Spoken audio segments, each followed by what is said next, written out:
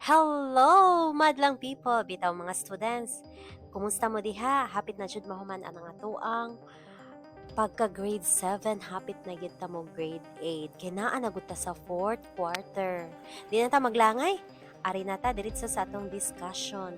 Pero sa dili pa, ipaila-ila din ni nako inyong project or suggested performance task karon sa quarter 4. You're going to design, test, and evaluate a model house that can withstand a model earthquake. And that house, the same house inyong gidesign, it should be an innovative house that can adapt as well to the different weather conditions in the country. So, if you have more questions, feel free to message me or approach me para mas malinawan kamo sa atoang project or suggested performance task. Alright, so let's proceed to our week 1 lesson. Before we proceed, first unscramble the letters of the term being described by the given statement. So the first word is very good. It's fault. It is a fracture in the Earth's crust through which movement has occurred. The second word is alright, earthquake. It is a sudden and violent shaking of the ground caused by the movement of the tectonic plates beneath the Earth. It can occur on land or under the ocean. The third word is hanging wall. Alright, it's the side of a non-vertical fault that occurs above the fault plane. The fourth one is footwall. Yes, the side of a non-vertical fault that can be found below the fault plane. And the last words, seismic activity. It also referred to as seismicity. It is the occurrence and distribution of earthquakes in a region. Alright, let's proceed to the second activity. It's a fact or bluff. You are going to say fact if it is true, bluff if it is not true. The first one, the Pacific Ring of Fire covers a chain of shoreline countries around the Atlantic Ocean. Correct, it's a bluff. It dominates the Pacific Ocean. The second one, the Pacific Ring of Fire is where wildfire often occurs. Correct! It's a bluff again. It is a region where a large number of earthquakes and volcanic eruptions occur regularly due to the movement and interaction of tectonic plates along the Pacific Ocean basin. Number 3, the movement of the ground is responsible for the geological activities on the Pacific Ring of Fire. Yes, it's a fact. Alright, let's proceed here. What do you see in the picture? Correct, it's the Pacific Ring of Fire. Why is it called the Pacific Ring of Fire? It is because it is in the Pacific Ocean and it has with at least 450 dormant and active volcanoes. Why are there a lot of volcanoes in the Pacific Ring of Fire? There are a lot of volcanoes in the Pacific Ring of Fire because of the movement, collision, and destruction of lithospheric plates. So number 4, aside from volcanic eruptions, do you know other phenomena in the Pacific Ring of Fire? Very good! Earthquakes also occur in the Pacific Ring of Fire. Okay, we have here our activity wherein you are going to locate the following countries on the map or globe with a marker. Fast forward, answer the following questions. What do you notice about the location of the places listed in the activity? Yes, the countries listed belong to the Pacific Ring of Fire. How is the location of the places related to its seismic activity? So, it is in the Pacific Ring of Fire, and the term Ring of Fire specifically refers to the chain of volcanoes that encircle the Pacific Ocean, indicating the high level of volcanic and seismic activity. Okay, proceed. to the next activity. You're going to identify the fault being described by the statements by placing them near the picture. So the statements are in the next slide. It's in here. Alright. And the pictures are beside the statements. Fast forward, let's proceed to the answers. So, normal fold. This is the normal fold. Inclined at an angle less than 45 degrees from the horizontal. Alright, then the direction of slip as well is where hanging wall moves downward. And then for the reverse folds, its angle is greater than 45 degrees, and of course, the hanging wall moves upward relative to the foot wall. For the strike slip folds, it's nearly vertical with minimal inclination from the horizontal, where two tectonic plates slide past each other horizontally. Alright, for our discussion, this is the type of fold, the normal fold. As you can see in our activity lately earlier, the hanging wall is going. What's the direction, Belle? Going downward or moves downward relative to the foot wall. And its angle is less than 45 degrees.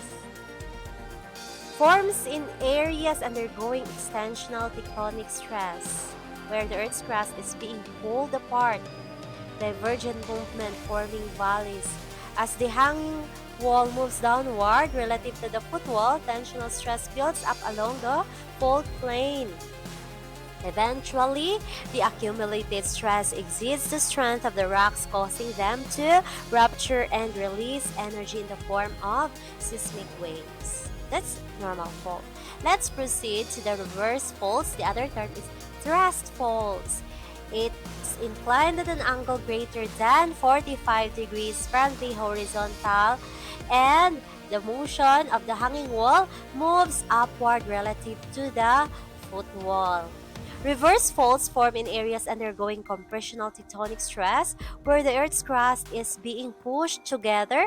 As the hanging wall moves down upward relative to the foot wall, compressional stress builds up along the fault plane. When the accumulated stress exceeds the strength of the rocks, they break along the fault, releasing stored energy as seismic waves. The third but not the least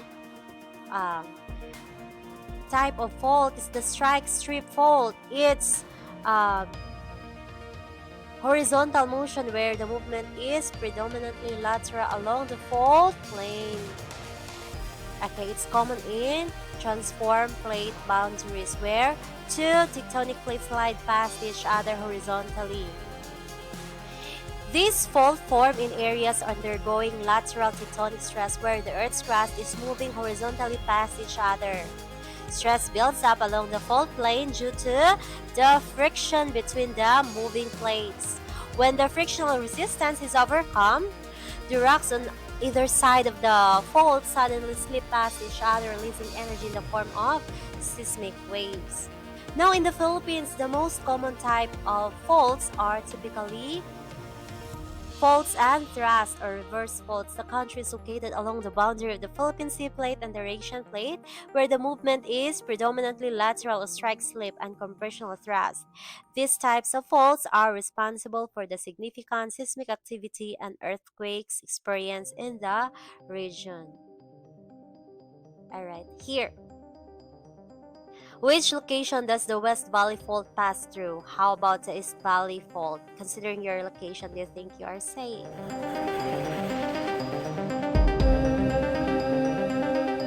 So, the Philippine Fault Zone is a transformed boundary formed by the movement of the Philippine Sea Plate and the Eurasian Plate. The Marikina Valley Fault System is the most active fault line in the Philippines. Active faults are structures where we expect displacement to occur because shallow earthquake is a mechanism that causes displacement across a fault. They must all occur in active faults. Inactive faults are features that we can recognize but do not produce earthquakes. Alright, let's proceed here. What are the three types of faults? Classify them according to angle and direction of movement. How are faults related to the generation of earthquakes? And the third, How does understanding the fault lines and its location help in keeping you and your family safe? We have here the following answers. For number 1, the 3 types of faults and their classification. You have normal fault, reverse fault, strike slip, and number 2, how faults are related to earthquakes. Number 3 answers, importance of understanding faults for safety. You may pause this video if you want to have a thorough reading of these answers. Alright, now let's proceed to our formative assessment or our quiz. For part 1, you are going to determine the type of fault based on the given angle of the fault plane and the direction of slip. Choose your answer from the illustration that follows. We have here the following choices in the box. Just write the letter and the words. For number 1, the fault plane is inclined at an angle greater than 45 degrees from the horizontal and the hanging wall moves upward relative to the footwall. Correct, it's the reverse fault. Then the fault plane is nearly vertical and the movement is predominantly lateral along the fault plane. Yes, number 2 is letter C, strike slip fault. And number 3, the fault plane is inclined at an angle less than 45 degrees from the horizontal. Correct, it's normal fault. Right, proceed. Analyze the fault map below and decide on the safest city to reside.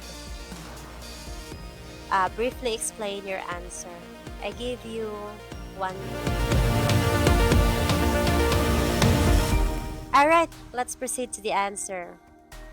Correct, the safest city is City H because no fault was found in the area. Okay, the following are the answers. Alright, congratulations. We're now done with our week 1 discussion for the 4th quarter. By next meeting, let's have the week 2 discussion and it will tackle about earthquake. Alright, so if you have more topics to be elaborate further, you may comment down below this video.